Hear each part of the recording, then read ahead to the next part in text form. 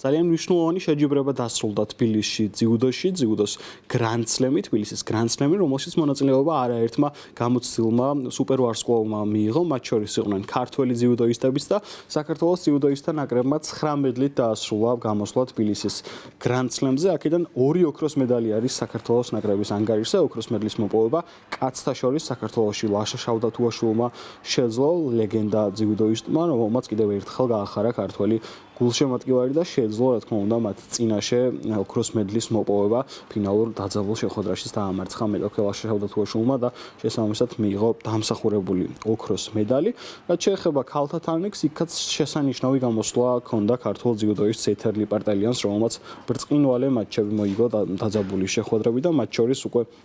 ფინალური შეხვედრა იყო გამორჩეული, რომელშიც დიდი სხვაობით მარცხდებოდა ეთერ ლიპარტელიანი, თუმცა შეძლო მან მეტოქის შეცდომის გამოყენება და თავადაც შესანიშნავად იასპარეზა და კიდევ ერთხელ მოახერხა თბილისის Grand Slam-ზე წარმატების მიღწევა და ამჯერად ოქროს მედალი ბრწყინვალე ბრძოლაში მოიპოვა ქართველმა ძიუდოისტმა. საბოლოო ჯამში კი 9 მედალი დარჩა საქართველოს ნაკრებს,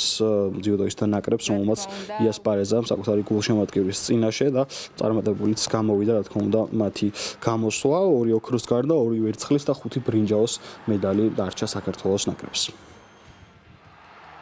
დიდი მადლობა მინდა გადაუხადოთ ჩემს გულშემატკივრებს, რომ არა ისინი შელემე დავნებებულიყავი, მომცეს ძალიან დიდი мотиваცია და